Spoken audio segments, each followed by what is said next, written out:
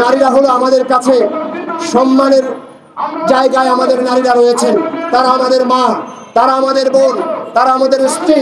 তাদের মর্যাদা কোরআন এবং ইসলাম যেভাবে দিয়েছে আর কেউ সেভাবে দিতে পারেনি। কিন্তু আজকে দেখছি আমরা যে বাংলাদেশের নারীদেরকে রাস্তায় অপমান করা হচ্ছে। আজকে বাংলাদেশের নারীদেরকে আরো কলঙ্কিত করার জন্য পতিতাবৃত্তির মতো একটি নিকৃষ্ট কাজকে তারা পেশা হিসেবে প্রতিষ্ঠা করার জন্য চক্রান্ত করছে। মানুষ, বাংলাদেশের নারীরা রাস্তায় কাজ করে খায়। বাংলাদেশের করে বলতে চাই, বাংলাদেশে যদি কোনো আইন প্রণয়ন করতে হয় অবশ্যই সেটি হবে বাংলাদেশের মানুষের ধর্মীয় বিশ্বাস, বাংলাদেশের মানুষের সংস্কৃতি, বাংলাদেশের মানুষের তাহজিব এবং তাবদ্দুনের ভিত্তিতেই সেটি হতে হবে। আমরা বিশ্বের যে কোনো দেশেই তাকাই না কেন, প্রত্যেকটি দেশেই আইন প্রণয়নের সময় সেই দেশের সংস্কৃতিকে মাথায় রাখা হয়। বাংলাদেশে এখনো 80% নারীরা পর্দা করে চলে। বাংলাদেশে এখনো 80% নারীরা ইসলামকে ধারণ করে, ইসলামের বিশ্বাস করে, ইসলামের আইনকে তারা ফরজ মনে করে সেটিকে পালন করে। সুতরাং 90% মুসলমানের দেশে 10% বা তারও কম সংখ্যক মহিলা রয়েছে, নারী রয়েছে যারা ইসলামকে পছন্দ করে না। এটি থাকতেই পারে, এটি ভিন্ন কথা। কিন্তু আমাকে দেখতে হবে 80% নারীরা, 80% মানুষ কোনটিকে বিশ্বাস করে। আমি যদি সেই বিশ্বাসের ধারণ করতে না পারি তাহলে বুঝতে হবে 10% মানুষের স্বার্থ সংশ্লিষ্ট বা 10% মানুষকে খুশি করার জন্য যে কমিশন গঠন করা হয়েছে বা যে আইন প্রণয়নের জন্য সুপারিশমালা দেওয়া হয়েছে এটি নিঃসন্দেহে একটি ষড়যন্ত্রের অংশ। সুতরাং বাংলাদেশের মানুষ এই ষড়যন্ত্র কখনোই মেনে নেবে না।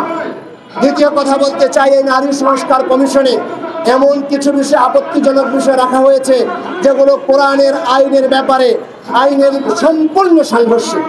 সুতরাং আমরা এক মুসলমান হিসেবে কখনোই কোরআনের সাথে সাংঘর্ষিক কোনো আইন কোনোভাবেই আমরা ইমান তত্ত্বে মুসলমানরা মেনে নিতে পারে না।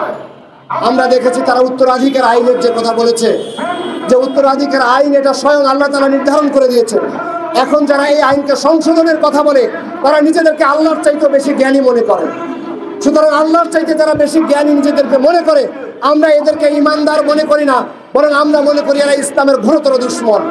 সুতরাং ইসলামের ঘোরতর দুশমন দিয়ে একটি মুসলিম কান্ট্রিতে কখনই একটি নারী কমিশন বাস্তবায়ন হতে পারে না।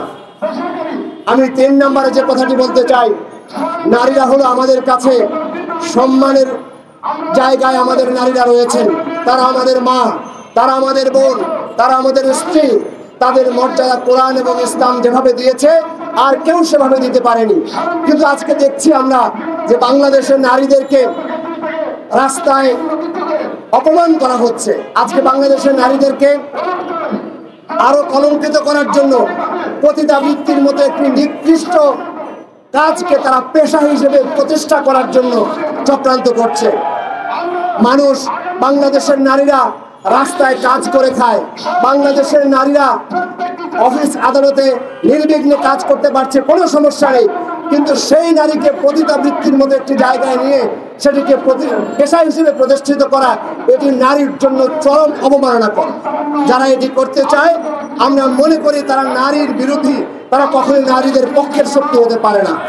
সুতরাং বাংলাদেশের এই জায়গা থেকে আজকে আমরা দীপ্ত কণ্ঠে বলতে চাই যে বাংলাদেশে যে সকল নারীরা আজকে কোরআনের বিরুদ্ধে অবস্থান নিয়েছে, বাংলাদেশের এই যে নারী কমিশন যারা করেছে, এখানে আমরা দেখতে পাচ্ছি কমিশনের মধ্যে যারা রয়েছে তারা অধিকাংশই ওই যে 5% বা 10% লোকের এনজিওদের প্রতিনিধিত্ব করছে। তারা ভুলে গেলে চলবে না, বাংলাদেশের সকল নারী এনজিওর সাথে সম্পৃক্ত নয়। আমরা এনজিওর লোকদের নিয়ে একটি সুপারিশমালা তৈরি করেছেন, তাদের কাছে গিয়েছেন, তাদের কাছে গিয়ে মতামত দিয়ে সেটিকে বাস্তবায়ন করার জন্য 80% মুসলমানের নারীর ধর্মীয় বিশ্বাসকে আঘাত করে আপনি এনজিওদের কোনো পলিসি বাংলাদেশে যদি চাপিয়ে দিতে চান তাহলে মনে রাখবেন এই জুলাই আগস্টের অভ্যুত্থানের মাধ্যমে যেভাবে সবাই জেগে উঠেছিল, আবারও এই ইসলাম বিদ্বেষের বিরুদ্ধে সবাই জেগে উঠবে। আমি দীপ্ত কণ্ঠে বলতে চাই যে শেখ হাসিনা ফ্যাসিবাদ হয়েছিল, সে ইসলামের স্পষ্ট বিরোধিতা করেছিল। শেখ হাসিনা মুসলিম নেতৃবৃন্দকে, ইসলামী নেতৃবৃন্দকে নির্বিচারে হত্যা করার মিশনে নেমেছিল, ইসলামকে মূলোৎপাটন করার জন্য মিশনে নেমেছিল, ইসলামী আইনকে ভুলুণ্ঠিত করেছিল। আজকে তারই একটি ষড়যন্ত্র আবার এই নারী সংস্কার কমিশনের মাধ্যমে বাস্তবায়ন করার পায়তারা করছেন। আমরা এই পায়তারা কখনই বরদাস্ত করবো না, এবং বাংলাদেশের তৌহিদি জনতা কখনই নারী সংস্কারের নামে নারীদের মান সম্মানকে নষ্ট করা, আল্লাহর বিধানকে ভুলুণ্ঠিত করা, এটি বাংলাদেশের তৌহিদি জনতা, বাংলাদেশের মানুষ কখনই বরদাস্ত করবে না। আমরা আশা করি বাংলাদেশ সরকারের, বিশেষ করে অন্তর্বর্তী সরকারের শুভ বুদ্ধির উদয় হবে। তারা অবিলম্বে এই কমিশন বাতিল করে এটিকে পুনর্গঠন করতে হবে এমনভাবে যে বাংলাদেশের মেজরিটি পার্সেন্ট নারীরা যে বিশ্বাস পালন করে, সেই বিশ্বাসের আলোকে, সেই বিশ্বাসের প্রতিনিধিত্বকারী নারী প্রতিনিধি এবং আলেম সমাজদের সমন্বয়ে এমন একটি কমিশন গঠন করতে হবে যে কমিশনের মাধ্যমে মানুষের আশা আকাঙ্ক্ষার প্রতিফলন হবে এবং নারীর প্রকৃত মর্যাদা প্রতিষ্ঠিত হবে, যা আল্লাহ তাআলা নির্ধারণ করে দিয়েছেন। সেভাবে যদি একটি কমিশন গঠন করা হয় তাহলে আজকের এই বিতর্ক নিরসন হবে এবং অন্তর্বর্তীকালীন সরকারের উপরে আজকে যে প্রেশার আছে, আজকে সারা দেশের মানুষ যেভাবে নাখোশ হয়েছে এই কমিশন নিয়ে, সেটা কিছুটা হলেও লাঘব হবে বলে আমরা বিশ্বাস করি। আশা করছি সরকারের সেই শুভবুদ্ধির উদয় হবে এবং নারী কমিশন সংস্কার করে মানুষের বিশ্বাসকে প্রতিষ্ঠিত করবে, এই আশাবাদ ব্যক্ত করে আমার কথা শেষ করছি। সবাইকে ধন্যবাদ। আসসালামু আলাইকুম।